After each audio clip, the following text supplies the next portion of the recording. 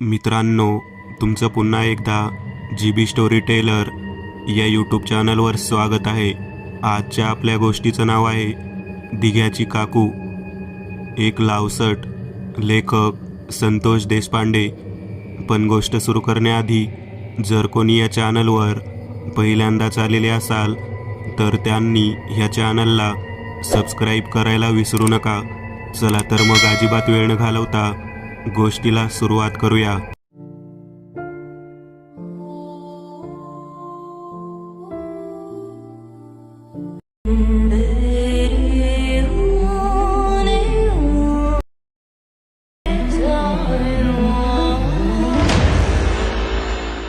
दादा, लावसट म्हणजे काय असतं रे? मी अगोदरपर्यंत कधीच ऐकलं नाही. तेव्हा दादा सांगू लागला. तो म्हणाला, पोरांनो, भूतांचे वेगवेगळे प्रकार आहेत. लावसट म्हणजे विधवा पिशाच. एखादी बाई आतृप्त वासनेमध्ये असताना ती जर मृत्युमुखी पडली आणि जर ती विधवा असेल तर तिला लावसट असे म्हणतात. आपण रात्रीच्या वेळी गस्त घालतो, वेगवेगळ्या भागात फिरतो. आपल्याला प्रत्येक गोष्टीबद्दल माहिती असायला हवी. मला तर वाटतं तुम्ही प्रत्येकाने वेगवेगळ्या गोष्टीबद्दल माहिती करूनच घ्यायला हवी. आम्ही दादाचं बोलणं ऐकू लागलो. दादा म्हणाला, वेगवेगळ्या प्रकारच्या पिशाच्य शक्तींचे प्रकार आहेत. मी नानांकडून ऐकलं होतं. नानांनीच मला सांगितलं, तुम्ही रात्रीचं गस्त घालण्याचं काम करता आणि दिवसभर विश्रांती घेऊन पुन्हा रात्री त्याच कामाला जाता. त्यामुळे तुम्हाला सांगतो की जास्त करून जेव्हा गस्त घालत असताल तेव्हा एक कार्य करावे लागेल. तुमच्याजवळ 5 पवित्र गोष्टी ठेवाव्या लागतील. त्या गोष्टी आपल्याला अगोदर जवळ ठेवायच्या आहेत. दादा बोलत होता. माझ्या शेजारी दिघ्या होता. कोणत्या 5 गोष्टी ठेवायच्या दादा, ते तरी सांग. मग दादा म्हणाला, घाई करू नका. नानांनी सगळ्यात अगोदर आपल्याला एक गोष्ट सांगितली आहे. आपण जेव्हा कामावर जाऊ त्यावेळेला आपण सर्वांनी संध्याकाळीच आंघोळ केलेली पाहिजे. कारण आपल्या आजूबाजूच्या परिसरामध्ये बरेच तांत्रिक आणि मांत्रिक लोक राहत आहेत. एवढेच काय, आपल्या गावाच्या आजूबाजूने वेगवेगळे स्मशान आहेत. एका बाजूला लोकांना दफन करण्याचं स्मशान आहे, एका बाजूला लोकांना दहन करण्याचं स्मशान आहे. त्यामुळे म्हणतो की आपण अगोदर स्नान करायचं आणि मगच आपल्या कामाला बाहेर पडायचं. गस्तीचे काम तसं अवघडच होतं. दादा सांगत होता त्या पद्धतीने आम्ही सर्व गोष्टीला होकार देत होतो. दिघ्या म्हणाला, मी तुमच्यासोबत येतो, परंतु एक लक्षात घ्या, माझ्या घरी कोणीच नसतं. रात्री गस्त घालून परत आल्यानंतर पहाटे 3च्या सुमारास माझ्यासोबत तुम्ही सर्वजण झोपायला येत जावा. 8 वाजेपर्यंत शांततेने झोप घेत जाऊ आणि मग नंतर तुम्ही जात जावा. माझ्या आईवडिलांच्या माघारी घरामध्ये कोणीच नसतं. कोण म्हणतो माझी एक काका काकू होते, ते शहराकडे गेले, ते परत आलेच नाहीत. तेव्हा दादा म्हणाला, अरे तू काळजी करू नकोस. आतापर्यंत तुला शेजारची शेवंत आजी जेवण करून खाऊ घालते ना. तू तिला तुझ्या घरातच मागच्या खोलीमध्ये राहायला जागा दिलीस ना. मग त्या बाईचे उपकार समज. काही काळजी करू नकोस. आम्ही तुझ्या घरी शांततेने विश्रांती घेण्यासाठी येऊ. तसंही हा चोरांचा सुळसुळाट मोजून 1 महिन्याकरताच असणार आहे. कारण सध्या सुगीचे दिवस आहेत. लग्न सराई सुरू होणार आहे. लोकांकडे पैसा अडका भरपूर आहे आणि या काळातच दरोडेखोर चोर चांगलेच बोकाळत असतात. नानांनी सांगितलेली गोष्ट दादा आम्हाला सांगत होता. आम्ही लक्ष देऊन ऐकत होतो. कोणत्या 5 पवित्र गोष्टी ते तरी सांग. तेव्हा दादा म्हणाला, सर्वात महत्त्वाची गोष्ट, गळ्यामध्ये अस्वलाच्या केसांची पेटी असली पाहिजे, ज्यामुळे आपल्याला कधीच पिशाच्य शक्तीचे दर्शन होत नाही. जर ती नसेल तर मग पुढची गोष्ट, आपल्यासोबत लिंबू असायला हवं. ते जर असलं तरी आपल्या वाटेला कोणती वाईट शक्ती येत नाही. दादा, हे तर केवळ 2 पदार्थ झाले. तिसरा पदार्थ कोणता? यापैकी जर काही नसेल तर काळा गोप असणं गरजेचं आहे आणि तो गोप डाव्या पायामध्ये बांधलेला असावा, म्हणजे वाईट शक्ती मागे लागत नाही. 3 वस्तू तर झालेल्या होत्या. 4थी आणि 5वी कोणती वस्तू आहे ते आम्ही विचारत होतो. तुमच्याकडे पवित्र असणारं कुंकू जर असेल तर अजिबात त्रास होत नाही. तेव्हा दिघ्या म्हणाला, पवित्र कुंकू म्हणजे काय र? कुंकवामध्ये सुद्धा प्रकार असतात का? तेव्हा दादा म्हणाला, नानांनी सांगितलं आहे रे की पवित्र कुंकू म्हणजे देवीला कुंकुमार्चन करून नामस्मरण करून जे कुंकू हातात त्याला पवित्र कुंकू म्हणतात. शेवटी आम्ही विचारलं, भस्म म्हणजे काय? तेव्हा त्याने सांगितलं, गाईच्या शेणापासून ज्या गोवऱ्या केल्या जातात त्या अग्निहोत्रामध्ये देवाचं नामस्मरण मंत्रोच्चारण करून जेव्हा अग्निकुंडात सोहा केल्या जातात त्या नामस्मरणाने पवित्र झालेल्या त्या राखेला भस्म म्हणतात. अजून एखादा भस्माचा प्रकार मी तुम्हाला सांगतो. ज्या वेळेला आपण देवाचे पवित्र पारायण करत असतो, नामस्मरण करत असतो, त्यावेळेला आपल्या घरामध्ये ऊद, धूप आणि उदबत्ती आपण जाळतो. त्यावेळेला नामस्मरण सुरू असताना त्यावेळेला जो धूर घरामध्ये पवित्ररित्या पसरतो त्या उरलेल्या राखेला भस्म म्हणतात. तो भस्म अतिशय पवित्र असतो.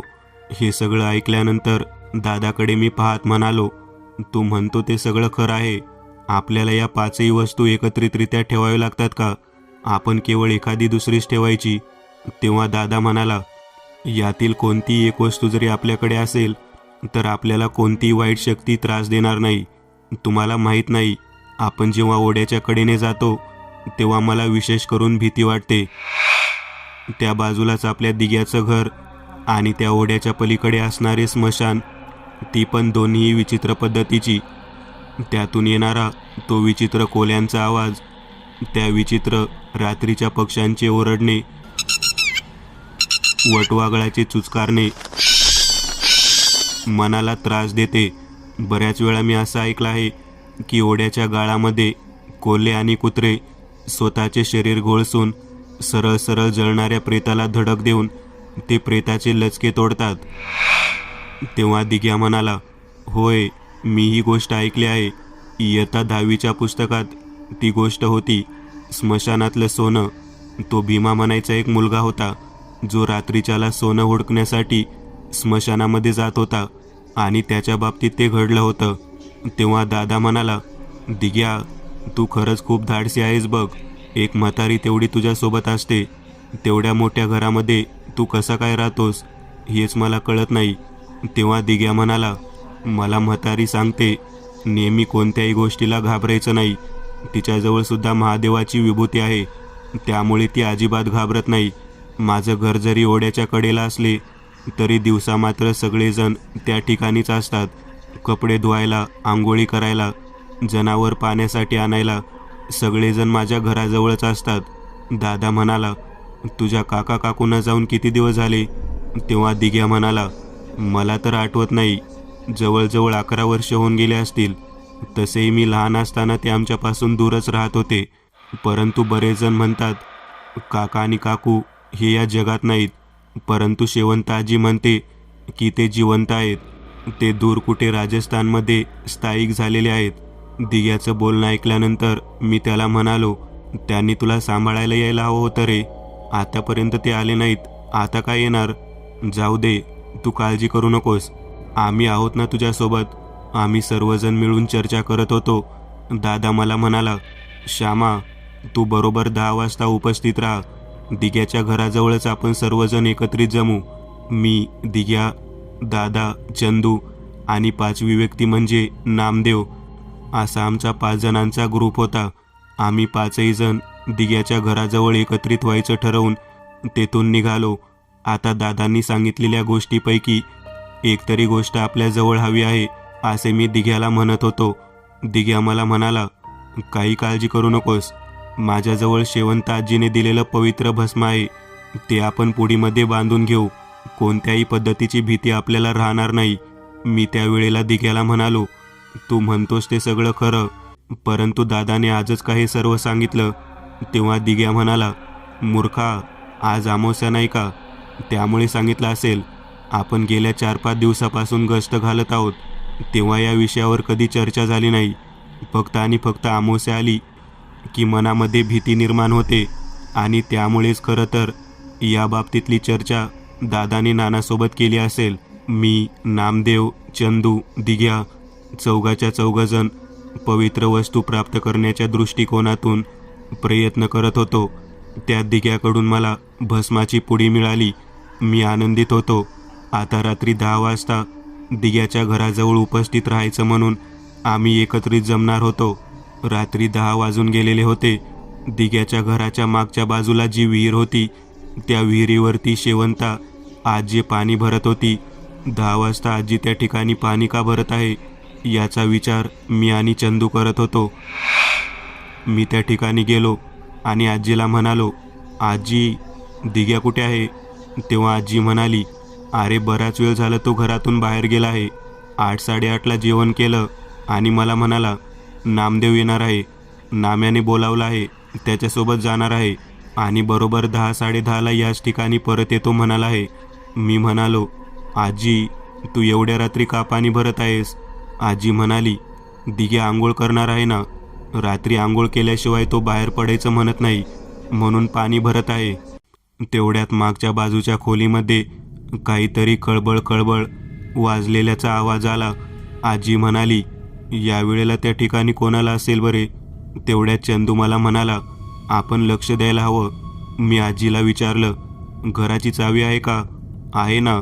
मग आजीने आतमधून चावी दिली. आम्ही पुढील बाजूचं दार उघडून मागच्या बाजूने निघालो. मागच्या बाजूचा दरवाजा उघडला तेव्हा एकदम मागचा तो दरवाजा होता तो उघडाच होता. मी ते दार उघडून बाहेर पोहोचलो. तेथे दिग्या आणि नामा दोघेजण काहीतरी भाजून खात होते आणि समोर एक बाई बसलेली दिसली. मी त्या दोघांना म्हणालो, अरे इथे काय करत आहात? काय करत आहात इथे? तेव्हा दिग्या आणि नाम्या दोघेही जण जागेवरून उठले. दिग्या म्हणाला, ही माझी शारदा काकू, आताच थोड्या वेळापूर्वी. मी म्हणालो, अरे दिग्या, तुझी शारदा काकू आले आहे म्हणत आहेस, पुढे दरवाजाला कुलूप लावला आहेस, सर्व घर बंद आहे, मागच्या खोलीच्या मागच्या भागामध्ये काय करत आहात तुम्ही?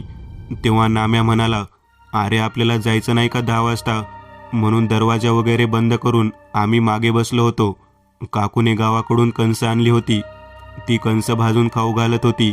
दिग्याला मी पाहत म्हणालो, इतक्या वर्षानंतर तुझी काकू आली, तू तिला लगेचच ओळखलंस? तेव्हा दिग्या म्हणाला, अरे तिच्या पायामध्ये माझ्या आईचं पैंजण आहे ना, मग मी ओळखणार नाही का? शेवटी रक्ताची नाती असतात. माझ्या मनामध्ये संशयाची पाल चुकचुकली. मी त्याच्या काकूकडे व्यवस्थित पाहत होतो तेव्हा ती एकदम तरुण वाटत होती. दिग्याचं वय जेमतेम 18-19 वर्षाचे आणि त्याच्या काकूचं वय जास्तीत जास्त 28 ते 29 वर्षाचं असावं. मी विचार करत होतो की 10-11 वर्ष झालं ती बाई या जगात नाही असे समजून दिग्या जगत आहे आणि ती अचानक आज अमावस्येच्या दिवशी कशी काय आली? हे कसे काय असू शकतं की माझ्या डोक्यात विचार सुरू होते.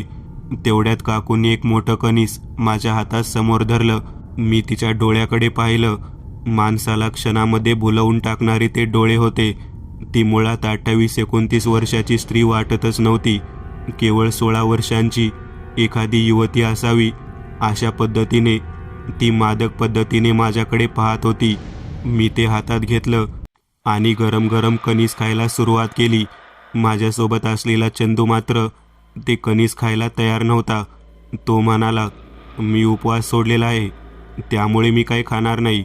तेव्हा काकू त्याच्याकडे पाहत म्हणाली, तुझा उपवास आहे ना, मग तुला खाण्यासाठी फळं आहेत ना? चंदू तिच्या बोलण्याकडे लक्ष देऊ लागला. जो मुलगा काहीच खायला तयार नव्हता तो क्षणात फळ खायला तयार झाला. काकूने मागच्या खुंटीला अडकवलेली तिची मोठी पिशवी खाली घेतली आणि त्यातून 2 चिकू खायला दिले. बराच वेळ झाला. आम्ही येत नाही म्हटल्यावर ती शेवंत आजी दरवाजाच्या आतमध्ये प्रवेश करत काठीने दारावर मारत आमच्या नावाने हाक मारू लागली, श्यामा, चंद्या, किती वेळ झाला घरामध्ये गेलेला आहात? काय करत आहात? आता मात्र आजी घरात येत आहे म्हटल्यावर ती काकूने लगेचच सगळ्यांना तिथून उठायला सांगितलं. काकू म्हणाली, पोरांनो, लगबगीने पुढे जावा, आजी घरात येईल. इकडे जर आली तर ती ओरडेल, जावा तुम्ही. एका क्षणात दिग्या, नाम्या, मी आणि चंद्या सरळ सरळ आजी ज्या दिशेने हाक मारत आहे त्या दिशेने निघालो. आमच्या हातातील कणीस खात खात आम्ही मधल्या घरापर्यंत पोहोचलो. आजी म्हणाली, अरे दिग्या, तू इथेच आहेस? नाम्याकडे गेला होतास ना? तेव्हा नाम्या दिग्याकडे पाहत म्हणाला, तू माझ्याकडे केव्हा आला होतास? मीच तुझ्याकडे आलो होतो. तेव्हा दिग्या म्हणाला, मी आलो होतो तुझ्याकडे, परंतु येताना मला दिसलास आणि वाटेत तू भेटण्याच्या अगोदरच मला काकू भेटली. तुला माहीत नाही का, आपण त्या लिंबाच्या झाडाखाली बसलो होतो तेव्हा मागच्या बाजूने काकू आपल्याला येताना दिसली. तेव्हा आजी म्हणाली, काय बोलत आहेस लेकरा? तुझी काकू आली आहे, शारदा आली आहे. तेव्हा आम्ही सर्वजण म्हणालो, हो, मागच्या खोलीमध्ये आहे. हे बोलणं झाल्यानंतर आजी चांगलीच घाबरली. आजी म्हणाली, कसं काय शक्य आहे पोरांनो, ती या ठिकाणी येणं शक्यच नाही. तेव्हा दिग्या म्हणाला, काही काय बोलतेस आजी, ती आली आहे, मी तिला पाहिलं आहे. हे काय, माझे सर्व मित्र त्या ठिकाणीच बसले होते. तिच्या हातून आम्ही कणीस खाल्लं, याला तर चिकू दिले आहेत. तेव्हा आजी म्हणाली, काही काय बोलता पोरांनो, एवढं मोठं घर, त्याचं दार उघडून समोर आतमध्ये जाण्याच्या ऐवजी मागच्या बाजूने एखादी बाई येते आणि तुमची काकू आहे म्हणून सांगते आणि तुम्ही तिच्यावर विश्वास ठेवता. तेव्हा दिग्या म्हणाला, अगं काय बोलतेस आजी, घरामध्ये तिचे फोटो आहे, ती माझी काकू आहे. मी तिला एका क्षणात ओळखलं. माझ्या आईच्या पायामध्ये जे पैंजण होतं तेच पैंजण तिच्या पायामध्ये आहे. माझ्या आईने नाही का तिला पैंजण दिलं होतं, तेच पैंजण आहे तिच्या पायात. मग मी ओळखू शकत नाही का? तेव्हा आजी म्हणाली, का ओळखू शकत नाहीस? तू ओळखू शकतोस, परंतु पोरा, 11 वर्षापूर्वी घरातून गेलेली बाई अचानक एवढ्या वर्षानंतर, ते पण दिवस मावळत आल्यानंतर, अशा पद्धतीने घरी येईल का? तेव्हा मी आजीला म्हणालो, येऊ शकते ना, त्यात एवढं आश्चर्य करण्यासारखं काय आहे? आजी म्हणाली, चल मला दाखव बरं, तिला मला पाहायचं आहे, ती कुठे आहे ते. आम्ही आजीला घेऊन मागच्या खोलीच्या दिशेने निघालो, ज्या ठिकाणी चूल होती आणि त्या ठिकाणी बाहेर झाडाखाली स्वयंपाक करण्याची सोय होती. तेथे निघालो. त्या ठिकाणी जाऊन पोहोचणार तेवढ्या समोरच्या मोठ्या दरवाजावरती मोठ्यांदा कोणीतरी हाक मारत आहे असा आवाज ऐकू येऊ लागला. दिग्या, ए दिग्या, नाम्याचंद्या आले आहेत का रे? हे सर्व ऐकल्यानंतर आमच्या लक्षात आलं की दादा कदाचित आलेला असावा आणि तो हाक मारत असावा. आमच्या सर्वांचं लक्ष पुढच्या दिशेने गेलं. आम्ही दादा दादा म्हणून हाक मारत होतो, पुढच्या दिशेने निघालेलो होतो. इतक्यात मागच्या बाजूने शेवंत आजी मोठ्याने ओरडली, जणू काही तिच्या डोक्यामध्ये कोणी काहीतरी मारलेलं असावं असा जोराचा आवाज आला. आम्ही पुढे जावे का मागे जावे याचा विचार करत बसलो. दिग्या म्हणाला, अरे आजी ओरडली, मागं काहीतरी आहे, चला रे लवकर. आम्ही मागे पळत गेलो तर त्या ठिकाणी काहीच नव्हतं. आजी ज्या ठिकाणी उभारली होती त्या ठिकाणाहून मागच्या बाजूकडे केवळ खाली सांडलेलं रक्त दिसत होतं. ते सुद्धा जवळजवळ 15 ते 20 फूट कोणीतरी फरफटत ओढत नेलेलं असावं असं ते रक्त सांडलेलं दिसत होतं. आम्ही दादा दादा म्हणून ओरडलो. दादा आत आला. तो म्हणाला, काय झालं? तेव्हा दिग्या म्हणाला, अरे शेवंत आजी या ठिकाणी होती, ती ओरडत होती आणि आता कोणीच नाही आणि खाली रक्त सांडलेलं दिसत आहे. ज्या दिशेने रक्त फरफटत ओढत नेलेलं दिसत होतं त्या दिशेने आम्ही पुढे चालायला सुरुवात केली. थोडं अंतर पुढे गेल्यानंतर दादा म्हणाला, आज अमावास्या आहे पोरांनो, आपल्याजवळ कोणताही सुरक्षा कवच नाही. नानांनी सांगितलेली कोणतीही गोष्ट आपल्याजवळ नाही, आपण पुढे जायला नको. तेव्हा मी दादाला म्हणालो, अरे आमच्याजवळ शेवंत आजीने दिलेली भस्माची पुडी आहे ना, मी आणि दिग्या दोघेही जण ती पुडी घेऊन आहोत, काळजी करू नकोस. अरे वेळ प्रसंग काही कळतो का तुला? दिग्याची आजी जी त्याचा सांभाळ करते ती या ठिकाणाहून गायब झाली आहे. तिला कोणीतरी मारलेलं दिसत आहे. तिच्या डोक्यातून रक्त वाहत आहे. तिला या रीतीने मारणारा कोण? तेव्हा चंद्या म्हणाला, मागे तर काकूच होती, मला तर वाटतं काकूनीच फटका दिलेला असावा. तेव्हा दिग्या म्हणाला, मूर्ख आहेस का? काही काय बोलतोस? एवढ्या वर्षानंतर आलेली माझी काकू त्या म्हातारीला का मारेल? आजीला मारण्यामागचं काय कारण आहे? उगाच काही बडबडू नकोस. तेवढ्यात मागच्या कोपऱ्यामध्ये लिंबाच्या झाडाखाली कोणीतरी बाई बसलेली आम्हाला दिसली. आम्ही त्या दिशेने निघालो. आम्हाला वाटलं आजीच बसली असेल, तर त्या ठिकाणी काकू काहीतरी चिरत बसलेली होती. आम्ही ते दृश्य पाहिलं आणि घाबरलो. काकूला म्हणालो, अगं काकू, शेवंताजी या ठिकाणी आली होती का? तेव्हा काकू म्हणाली, नाही बाबा, तुम्ही येथून उठून गेलात.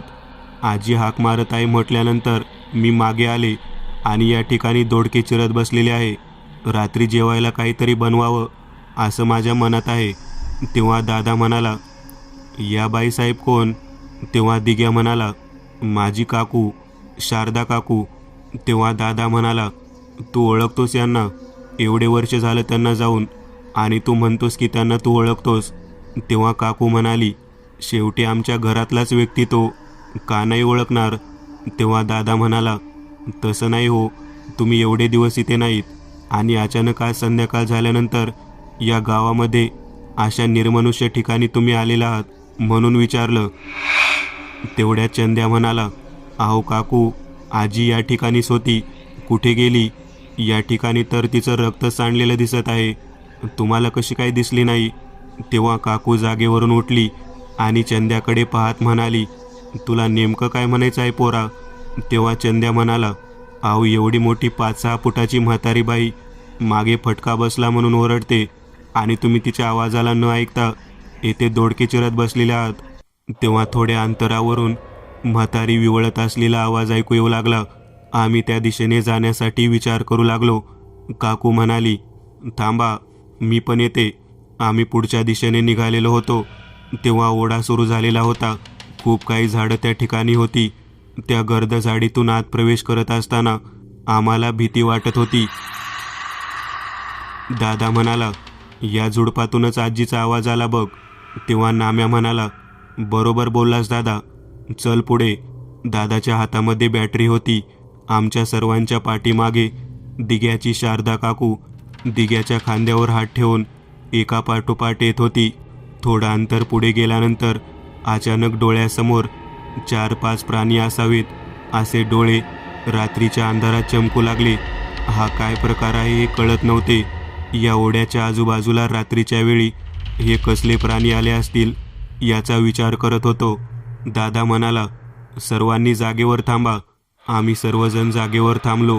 मी मागे वळून पाहिले. चंद्या माझ्या खांद्यावर हात ठेवून होता. चंद्याच्या मागे नामा, नाम्याच्या मागे दिग्या, आणि दिग्याच्या पाठीमागे जेव्हा मी पाहिलं तेव्हा एखाद्या प्राण्याप्रमाणे चमकणारे त्या काकूचे डोळे मला दिसत होते. मी घाबरलो. मी दादाला हळूच कानात म्हणालो, ती दिग्याच्या पाठीमागे असलेली जी बाई आहे ती काकू नाही वाटतं. ती बघ ना, अंधारात किती भयानक दिसत आहे. दादा मला म्हणाला, मला अगोदरपासूनच संशय आहे. आपल्याला काही करून या ओढ्यातून पलीकडे नानांच्या वस्तीवरती जायचं आहे. मला वाटतं दिग्याला आणि नाम्याला जी बाई भेटली ती दुसरीच कोणीतरी आहे. गुपचूप एका पाठोपाठ एक चालत चला. या झाडाझुडपातून जोपर्यंत आपण मार्ग काढणार नाहीत तोपर्यंत असे चित्रविचित्र अनुभव येतच राहणार. आणि मी सांगून सुद्धा तुमच्या कोणाकडे कसलंच पवित्र साहित्य नाही. मी म्हणालो, अरे आहे ना माझ्याजवळ, शिवंत आजीने दिलेले पवित्र भस्म आहे. तसेच दिग्याकडं पण भस्म आहे. तेव्हा मी ते भस्म बाहेर काढून हातात धरणार तेवढ्यात मागच्या दिशेने कोणीतरी जोरदार नाम्याच्या मानेवरती फटका मारला. नाम्या खाली कोसळला. दादा त्याच्या पाठोपाठ, मी, चंद्या आणि दिग्या जोरात धावत होतो. आमच्या पाठीमागे त्याची काकूसुद्धा धावत होती. नाम्या कुठे गेला काहीच कळायला मार्ग नव्हता. त्याला कोणी फटका दिला हे सुद्धा कळायला मार्ग नव्हता. हे काय चाललं आहे काहीच कळत नव्हतं. आम्ही थेट पळत पळत त्या स्मशानामध्ये जाऊन पोहोचलो ज्या ठिकाणी लोकांना दफन केले जात होते. थोडे अंतर दूरवर बोट करत दाखवत मला दादा म्हणाला, नानांचं घर ती जागा आहे तेथे आहे, तिकडे पोचायला हवं. काहीतरी विचित्र घडत आहे, दिग्याला सोबत घे. दिग्या घाबरत घाबरत म्हणाला, नाम्याला मागून फटका मारला रे कोणीतरी. कोणी फटका मारला तेच कळत नाही. तेव्हा मी म्हणालो, तुझी काकू कुठे आहे? ती दिसतच नाही. तेव्हा दिग्या समोर बोट करत माझ्याकडे दाखवत म्हणाला, त्या कठड्यावर कोण बसला आहे बघ. दिग्याची काकू त्या चौकोनी कठड्यावर बसली होती. तेव्हा दादा म्हणाला, अरे तो कठडा नाही मूर्खांनो, ती समाधी आहे, कबर आहे, कोणाची तरी कबर आहे. तुझी काकू तिथे काय करते? आपल्या पाठीमागे आली होती ना? तेव्हा दिग्या म्हणाला, मला कळत नाही, काकू माझ्या पाठीमागे होती, माझ्या पुढे नाम्या होता. नाम्या अचानक मागं कसा काय गेला? नाम्या अचानक मागे कसा काय गेला कळलंच नाही. आणि त्याच्या मानेवर जबरदस्त फटका बसला. काहीतरी विचित्र घडत आहे बघा. तेव्हा मी म्हणालो, मला तुझ्या काकूबद्दल संशय येत आहे. तिचे डोळे रात्रीच्या अंधारामध्ये एखाद्या प्राण्याप्रमाणे चमकत होते. दिग्या, ती खरंच तुझी काकू आहे का? तू तिला पाहिलं आहेस का? तेव्हा दिग्या म्हणाला, मी केवळ पैंजणावरनं ओळखलं आहे की ती माझी काकू आहे आणि माझ्या काकूचा जो फोटो आहे त्या फोटोमध्ये आणि तिच्यामध्ये साम्य वाटत आहे, म्हणून मी म्हणत आहे की ती माझी काकू आहे. परंतु तुम्ही असे का विचारत आहात?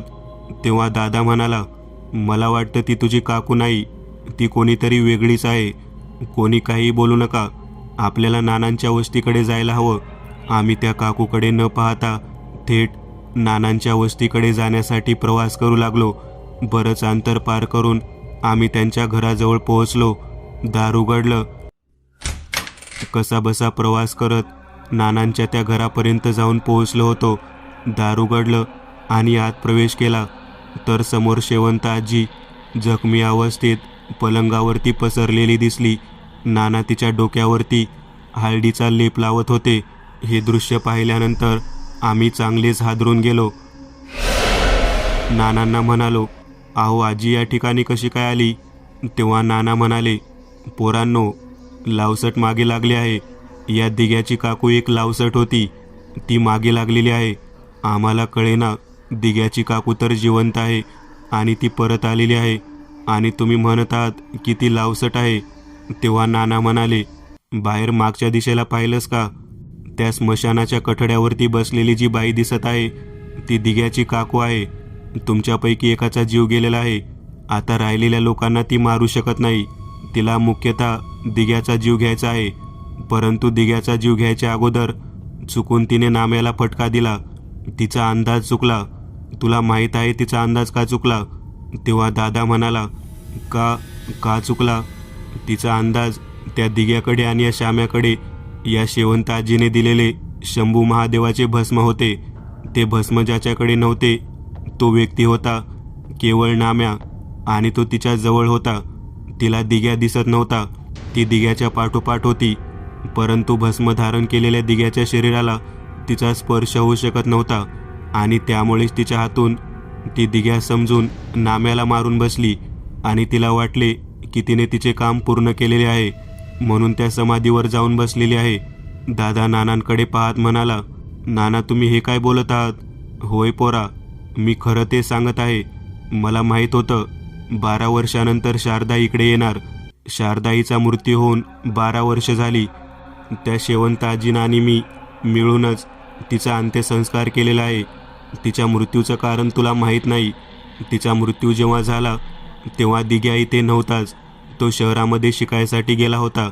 शारदा मुळात गावातली दिसायला सुंदर आणि चंचल असणारी बाई म्हणून प्रसिद्ध होती. तिचा नवरा म्हणजे दिग्याचा काका जेव्हा बैलाने शिंग मारले म्हणून मृत्युमुखी पडला, त्यानंतर सैरभैर पद्धतीने वागू लागली. गावातील चावडीवरती बसणाऱ्या लोकांना एक एक करून तिने खुनवायला सुरुवात केली. याच घरामध्ये तिने तिची रासलीला सुरू केली. शेवंता या ठिकाणी राहायला नव्हती, बाजूच्या वाड्यात राहायला होती. तिने स्वतः सर्व प्रकार पाहिला. एके दिवशी शारदा विहिरीच्या मागच्या बाजूला उलट्या करत असताना शेवंत आजीने पाहिले. तेव्हा तिच्या लक्षात आलं, हिला दिवस गेलेले आहेत.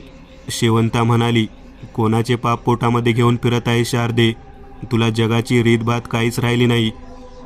तेव्हा तिने त्याच्या बापाचं नाव गावातील सावकार आहे असं सांगितलं. खरं तर दिग्याच्या घराचा मुख्य वारसदार दिग्याच होता, परंतु काकूला या पद्धतीने दिवस गेल्यामुळे ती ते घर पाडणार हे जवळजवळ ठरलेलं होतं. तिला वाटत होतं सावकार तिच्यासोबत लग्न करेल, परंतु सावकाराने तिला वापरून फेकून दिली. तिला या गोष्टीची जाणीव झालीच नाही. तुझ्या वाड्याची मालकीन तू होऊ शकत नाहीस. तो लहान मुलगा दिग्या त्याचा मालक आहे, तू उपरी आहेस असं म्हणून तो सारखा तिला हिनवत होता. दिग्याला मारण्यासाठी तर तरपडणाऱ्या त्या काकूचा मृत्यू स्वतःच्याच विषप्राशनातून झाला. दिग्या म्हणाला, हे काय सांगत आहात नाना? तेव्हा नाना म्हणाले, विचार्या शेवंत आजीला. तेव्हा शेवंत आजी उभा राहिली. ती म्हणाली, होय लेकरा, तुझ्या काकूंनी तू जेव्हा परत आला होता तेव्हा तुला जेवणातून विष घालून मारायचे ठरवले होते, परंतु ते जेवणाचे ताट मी बदलले. तू जेवण करून एसटीने तालुक्याच्या ठिकाणी गेलास. आणि त्यानंतरच तुझ्या काकूने तेच जेवण केल्याने मृत्यू झाला. तिचा मृत्यू झाल्यानंतर विषप्रयोगाने मृत्यू झाला ही गोष्ट कोणाला कळू नये म्हणून ती या गावातून निघून गेलेली असे बतावणी करून मी आणि नानाने याच तुझ्या घराच्या मागच्या ओढ्याच्या बाजूला तिचं शेत जिथं संपतं तिथे या स्मशानात तिला पुरलं. त्यामुळेच ती त्या कठड्यावरती दिसत होती. म्हणूनच मी जेव्हा तू म्हणाला की माझी काकू परत आली आहे त्यावेळेला हादरून गेले होते, कारण मेलेली बाई परत कशी काय येऊ शकते याच गोष्टीचा मी विचार करत होते. परंतु नाना म्हणतात त्या पद्धतीने ती विधवा पिशाच लावसट गावातील तरुणांना घेरते हे मी ऐकले होते. 12 वर्षानंतर अमावस्येच्या दिवशी ती येणार याची जाणीव असल्या कारणानेच तुम्हा दोघांना मी पवित्र शंभू महादेवाचे भस्म दिले होते आणि मला माहीत होतं ज्याच्याकडे भस्म असेल तो व्यक्ती विधवा लावसटला दिसणारच नाही. तेव्हा नाना म्हणाले ते दोघे जण दिसले नाहीत, परंतु शेवंता मात्र दिसली. तिने तुम्ही सांगितलेल्या पद्धतीने मागच्या खोलीपर्यंतचा प्रवास पूर्ण केला. शारदा कुठे आली आहे हे पाहण्याच्या दृष्टिकोनातून मागे जेव्हा ती गेली तेव्हा शेवंताकडे कोणतेही पवित्र भस्म वगैरे काहीच नव्हते. तिने संधीचा फायदा घेत कोणी नसताना शेवंताच्या डोक्यात प्रहार केला. तो प्रहार झालेला मी स्वतः पाहिला. काही वेळा तुम्ही तिथे परत आलात आणि ती तिथे कठड्यावर जाऊन बसली. तोपर्यंत मी शेवंताला त्या ठिकाणाहून या दिशेने घेऊन आलो आणि मग काय तुम्ही पाठला करत या ठिकाणापर्यंत आला. दादा म्हणाला, अहो पण त्या बाईने आम्हाला कणीस खाऊ घातलं. जर दिग्याकडे भस्म असेल तर ती कणीस कसं काय खाऊ घालू शकते.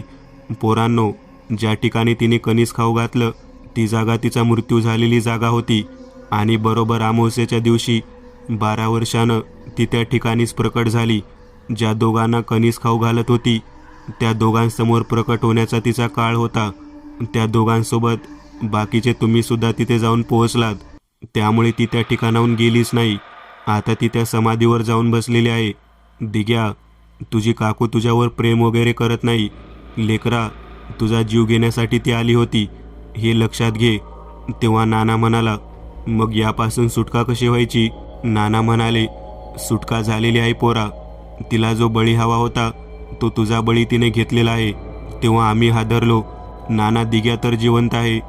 तेव्हा नाना म्हणाले, अरे पण तिच्या दृष्टिकोनातून तिने नाम्याला मारले असले तरी तो नाम्या नसून ती दिग्यास समजत आहे. म्हणून तर ती त्या कठड्यावर जाऊन शांत बसलेली आहे. आता ती परत येणार नाही. केवळ ईश्वराच्या भस्मामुळे तुम्ही वाचलात हे लक्षात ठेवा. तेव्हा मला कळाले की खरंच भस्मलेपनामध्ये किती ताकद असते. मित्रांनो, आज पुरतं एवढंच. तुम्हाला जर काही गोष्ट आवडली असेल तर नक्की लाईक करा.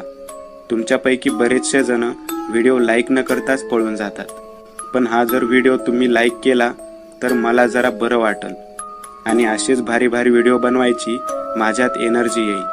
त्यामुळे नक्की लाईक करा आणि अजूनही कोणी या चॅनलला सबस्क्राईब केलेलं नसाल तर लगेच सबस्क्राईब करून टाका आणि बाजूची घंटी ती मात्र दाबायला विसरू नका. देवाची घंटी आहे ती. चला तर मग पुन्हा भेटूया अशीच एक आगळी वेगळी गोष्ट घेऊन पुढच्या